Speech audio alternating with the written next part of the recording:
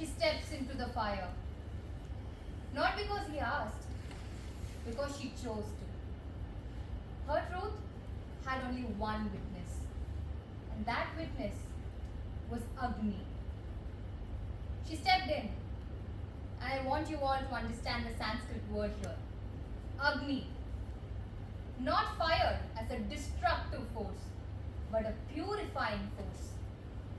She stepped into Agni. The things men demand of women. I'm sorry, my mind voice is too loud today. Please control it. Here we go again. Sita steps in. The flames did not touch her. The flames were harmless. Agni himself vouches for her. Her husband couldn't, so the fire had to. Kavita, I'm just there in the script. These are the tensions that the epics themselves hold. We are simply embodying them. Please, Mira, continue. yes, thank you, Priya. Just the way how you always manage the room. I beg your pardon? Nothing. Okay, so where were we? Oh, yes, the fire. I told him I belong to another. I said, I have given my heart already. And Bhishma, the great, noble, celibate, virtuous Bhishma, looked at me and said, that is not my concern. You are taken in war. You are a prize. Your heart is irrelevant. Your heart is irrelevant. I had a teacher say that to me once in a hotel room in Mumbai. Kavita, I don't think this is He the said, right... your ideas are interesting, but they need a voice. I will help you find that voice. And then he put his hand on my... That must have been a terrible experience. His name has been there on my program for the last 3 shows that I've directed. I cannot remove his name because one call from him and he can cancel my play. And my chances of going to the festival vanishes like smoke. Anyway, back to Amba. I went to every court. I begged every king, take me, champion me, make him pay. And they looked at me. They looked at me like a woman who's been touched by misfortune.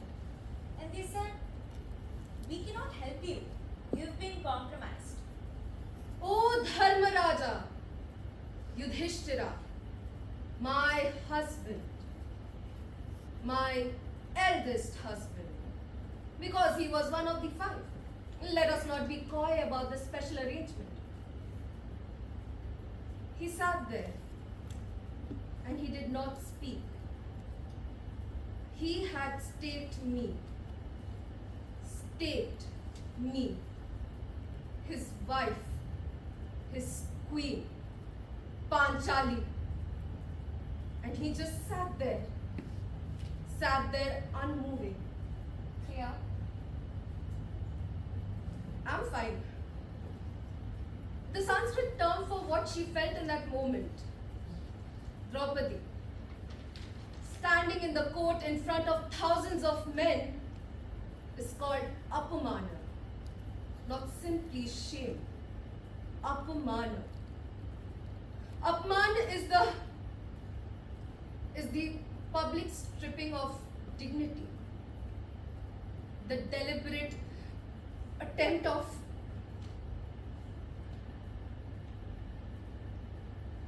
I had a husband. He was also great at Apman, not in royal courts. At dinner parties, faculty meetings, in the car, on the way home. And he would explain me precisely, logically. And he would tell me exactly how I was too loud, too gauche, too embarrassing. Do you want me to? I'm sorry, I don't know what got into my head. Do you want me to read Draupadi? No. whole book. A whole book on divine femininity. The publisher wanted my picture on the cover. Me with a dance pose. You know, mudras and all. I tried explaining him. The book is about Sita's inner life. It had nothing to do about her dancing on it. He was like, yes, but a picture of a temple and a beautiful woman dancing before it could actually boost sales, especially overseas in our expat community. So I did the pose. I stood there in a dance pose. I have not performed properly for like 7 years because of my hip surgery. Anyways, they photoshopped the whole thing and I just look like someone else's idea of how I should look. The book won 3 awards. I know that feeling. You know, once I had peer reviewed my ex-husband's landmark paper on the voices of the females in Mahabharata. He thanked the research support team. But actually, I was the only member of the research support team. Did you say anything? I told him a lot of things in the car on the way home. You know, these women, we chose them. But we didn't choose Savitri, who fought with Yama, the Lord of Death, to bring her husband back to life. We didn't choose Radha, who loved Krishna with her heart and soul. We chose Draupadi, who asked a question that no one could answer. Sita, who passed a test that no one should have to take.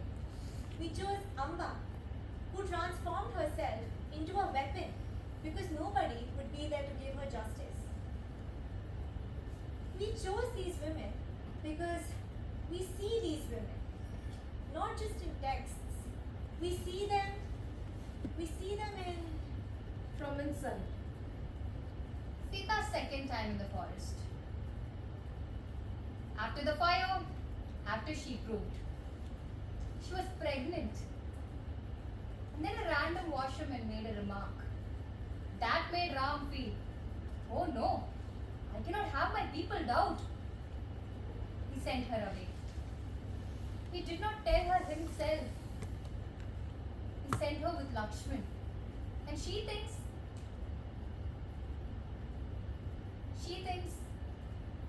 they were on a trip. I didn't know it either.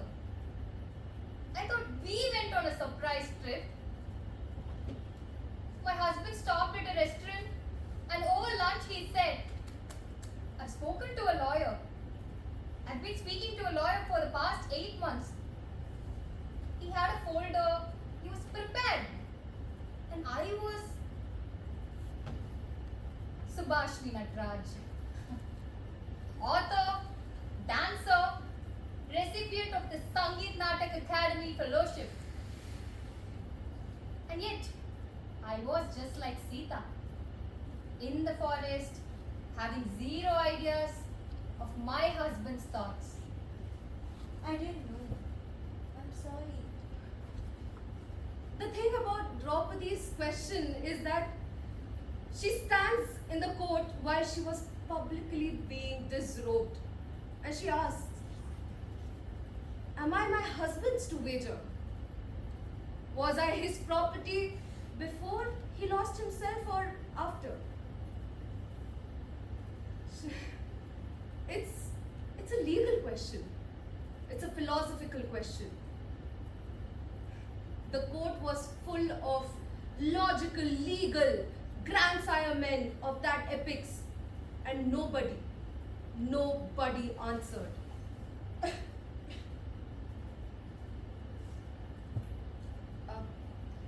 I was 25 years old when I published my first book. My husband said that it was derivative. We worked in the same department, and he said with great tenderness, with great care, that how the central argument of my work needed a little bit more of rigor. He used that word, rigor. For 12 years, he used that word. That book is in its 4th edition. It's on the syllabus in 6 universities. And what about him? He's doing his fellowship in Halwa. He's studying the female voices in Mahabharata. He is very original, very rigorous. You know, the thing that nobody talks about is that Amma didn't ask for love back. She didn't want Salva. She was way past that. All she wanted was acknowledgement. She wanted someone to get up and say, what had happened with you was wrong. Just someone. Please, just say. Instead, she got, become Shikhandi. Be reborn as a man. And then you can fight. There is a man in the theatre world. You would know his name.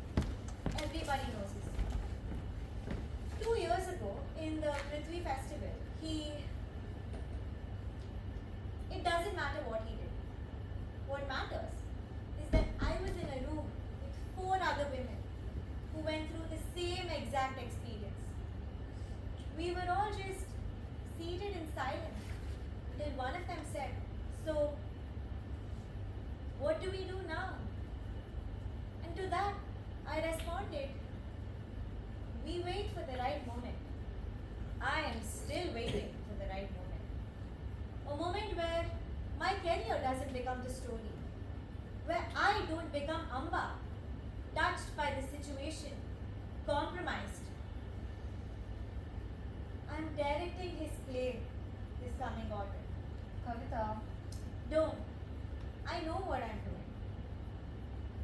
Draupadi's questions remains unanswered throughout the text.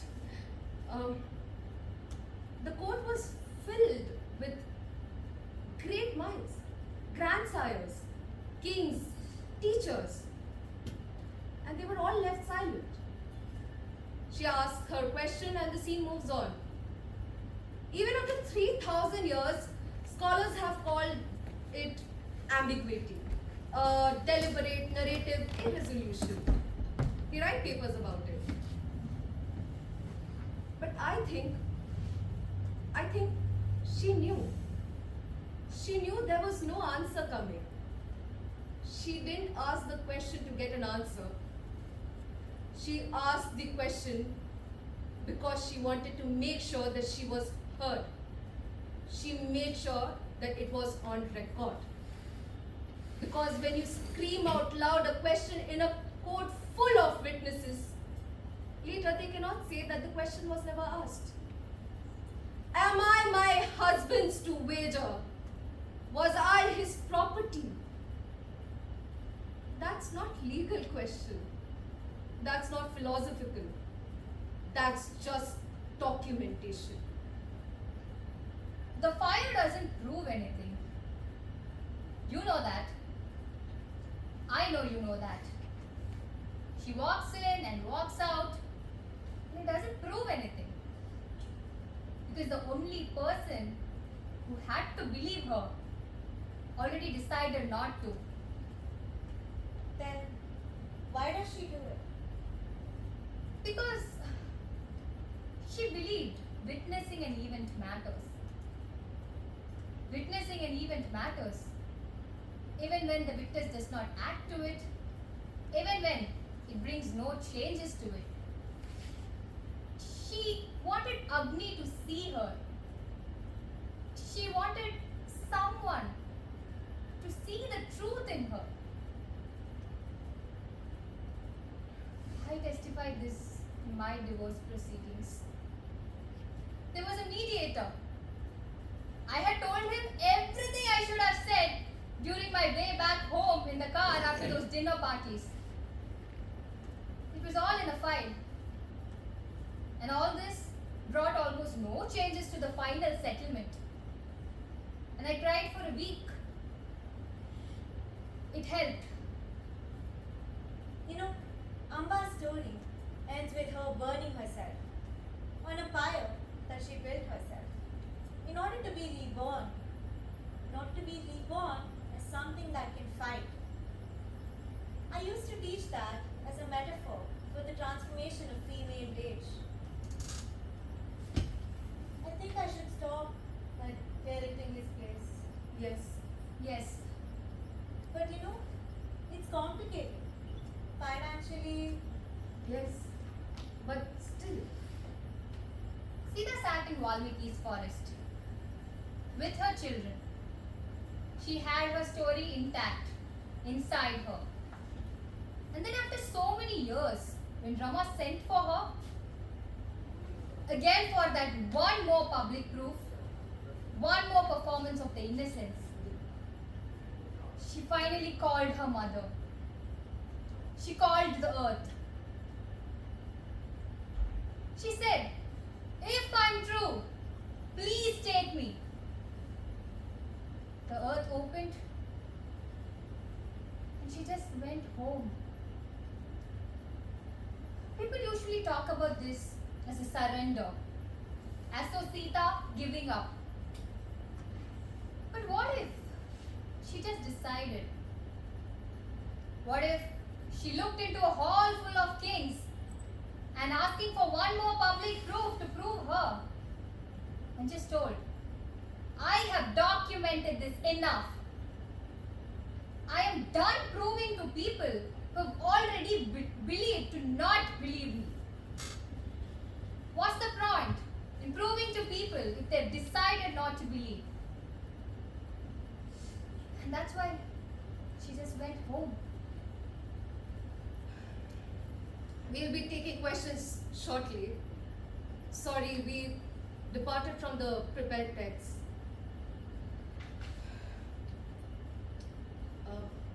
Any questions? no questions? No comments? Looks like nobody wants to ask a question. In that case, nothing's really changed.